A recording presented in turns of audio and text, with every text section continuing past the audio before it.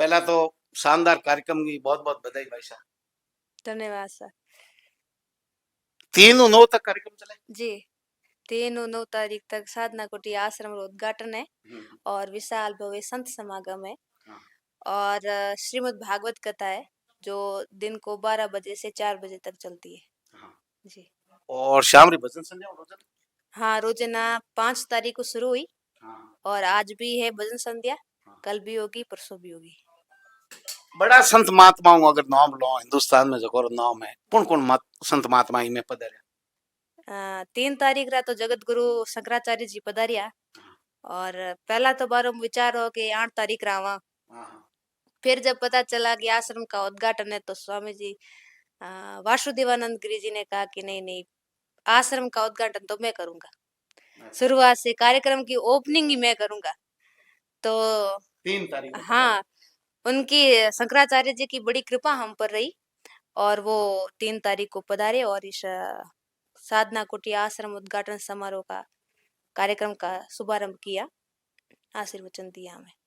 आज बाबा रामदेव जी पधारे। हाँ, आज योग गुरु स्वामी रामदेव जी महाराज पधारे और हमें आशीर्वाद दिया और आज ही इस आश्रम का उद्घाटन हुआ है। अपने मालारी मारवाड़ के अगर संतों की बात करें बड़े संतों में जैसे बाड़मेर, नागौर, जालोर, जोधपुर आसपास के लोगों में बड़ा संतों में बड़ा संतों में लगभग सब संत पधारेला। बाड़मेर मंडल है, जालोर मंडल है, जितना भी अपने सनातन संस्कृति में अपने बाड़मेर क्षेत्र, जोधपुर क्षेत्र है, पाली क्षेत्र है, जैसलमेर क्षेत्र है, जितना भी साधु संत है सब पधारेला। आप जसनाजी संप्रदाय से जुड़े? वैसे तो जसनाती संप्रदाय से है लेकिन अब तो सबके हैं संत। हाँ, सबके हैं। आपके गुरु कौन है? मेरे गुरुजी महंत श्री गजाराण श्री विरमनाथ जी महाराज है। मोटदास जी गुरु है? हाँ, मोटनाथ जी मेरे गुरुजी के गुरुजी है, यानी मेरे दादा गुरुजी। मोटनाथ जी आपके दादा गुरु जी, दादा गुरुजी है। आप छोटी उम्र में भक्ति में आ गया। आपके माता जी भी ईश्वर की भक्ति में लीन? हाँ, मेरे माता जी भी साध्वी थे और उन्होंने तप किया और उन्होंने समाधि ली। जब उन्होंने समाधि ली तब उनका आदेश था कि मैं भी इस मार्ग पर आऊं और धर्म का प्रचार करूं, उनकी मनोकामना पूर्ण करूं। तो उन्हीं का ही आशीर्वाद है। कितनी उम्र है आप जना भक्ति में मन लागो? 4-5 साल रही। लगातार हाँ, फिर 5-6 साल के बाद एक साधु संत रो जो जीवन है बड़ो कठिन है, खास करके साध्वी रो तो बड़ो मुश्किल सफर है या आसान है? देखो, नेगेटिव और पॉजिटिव दो चीजें होती है, सिक्के के दो पहलू होते हैं। वो आपके मन के ऊपर है।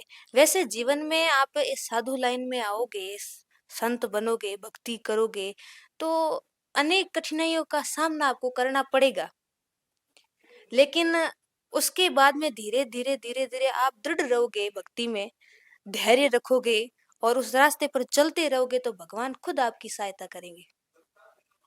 सात्विक भोजन, विचारों में सात्विकता, शिक्षा, धर्म कर्म में प्रचार करनो, पर्यावरण को ध्यान रखनो, साधु पर बड़ो जिम्मो है। जी बिल्कुल, और हमारा तो यही उद्देश्य है। मेरा तो यही उद्देश्य रहा और खासकर मेरे गुरुजी का पर्यावरण संरक्षण। हर बरसात के दिनों में हम पौधे लगाते हैं और पर्यावरण की रक्षा का हम संदेश देते हैं और जरूरतमंदों की हम सेवा करते हैं। हमारे जन जीव कल्याण सेवा संस्थान है और उसके जरिए अनाथ बच्चियों के लिए हम व्यवस्था करते हैं और यदि किसी को भी जरूरत होती है, जैसे किसी का एक्सीडेंट हो गया और उसको ब्लड की जरूरत है तो वो भी अवेलेबल कराते हैं। किसी को पैसे की जरूरत है तो वो भी करवाते हैं और आर्थिक रूप से जो भी जरूरत होती है वो हम व्यवस्था करवाते हैं। भक्त जन भाविक आवे पया कमाना हो जाए देना हो जाए, दोनों ही चीज दो रही है। हाँ, वो मन के ऊपर डिपेंड करता है। कमाना भी दो रहा है पया यो कमाई जे भी कोनी, मेहनत करनी पड़े, कड़ी मेहनत करा, पसीनो बवा जनो रुपया कमाई जे। और दान देना उसके लिए कलेजा चाहिए होता है।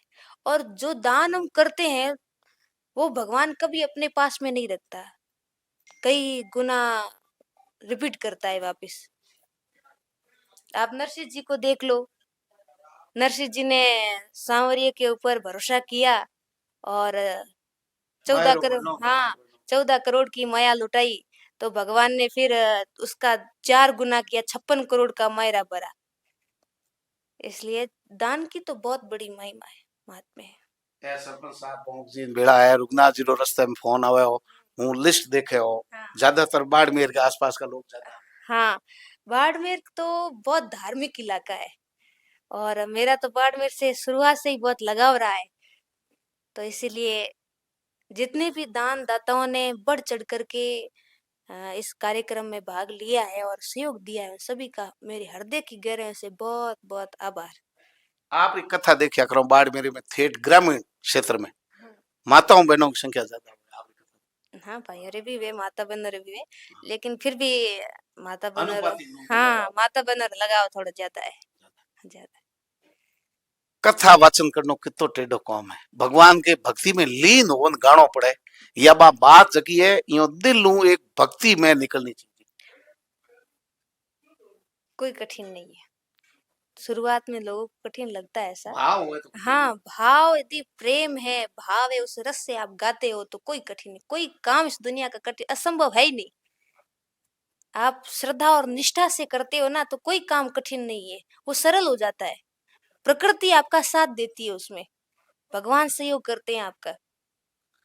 कई वीडियो में आपने देखा यूं गाते गाते भावुक मतलब जैसे आंखों में आंसू आ गया भगत भक्ति में ऐसा लीन हम्म। भावुकता वो पल भी आया हाँ, बहुत वो प्रसंग के हिसाब से होता है।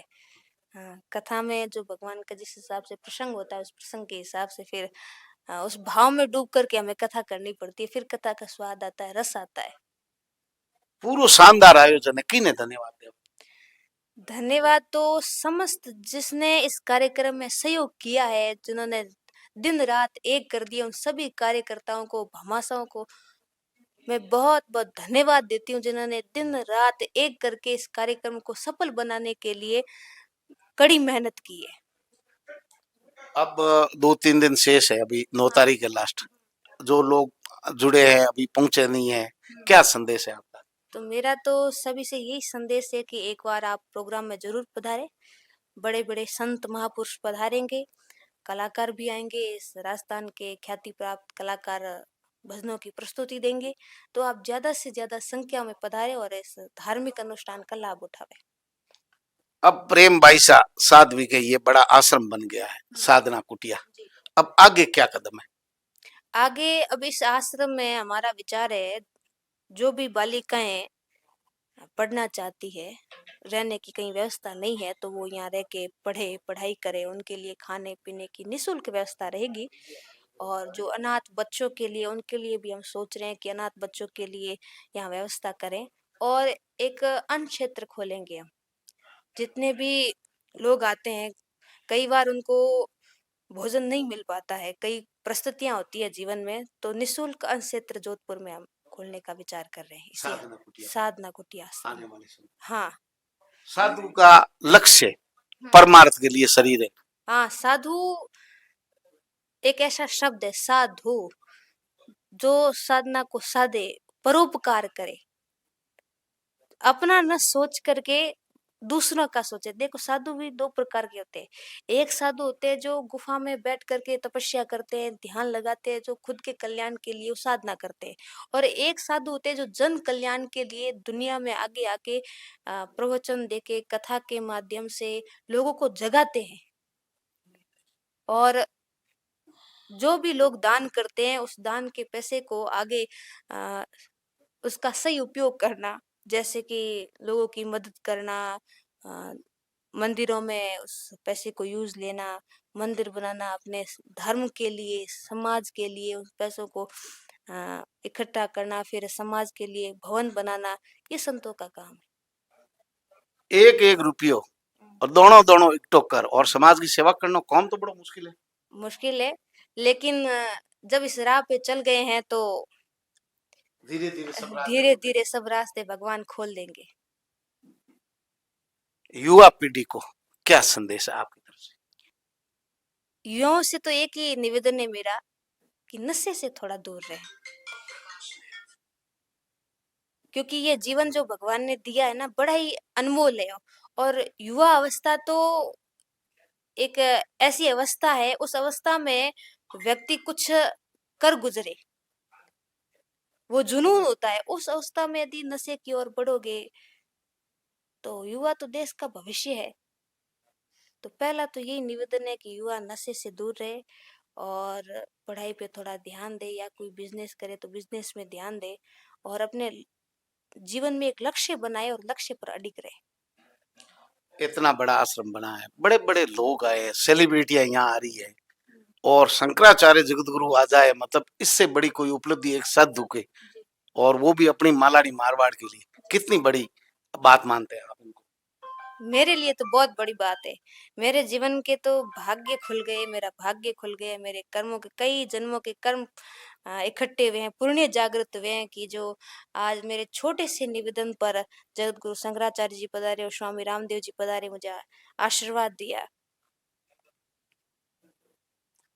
ये आपके जीवन की पूंजी असली ये माने, जी एक बिल्कुल। साधु की ये पूंजी, जी जी असली कमाई। जी।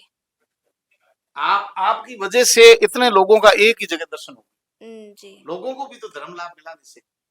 ये तो भगवान की कृपा है, ईश्वर की कृपा हम है। लोग तो हरीशा वीडियो देख करके खुश हो रहे थे, लेकिन जिन्होंने लाइव दर्शन किए जी जी। वो तो भागीदार बने। देखो भगवान संत जहाँ आते हैं वहां तो लीला लहरी हो जाती है। कदम मात्र नहीं हाँ, उनके तो। शरणों संतों के तो शरणों की रज्जी बहुत पवित्र होती है। धन्यवाद।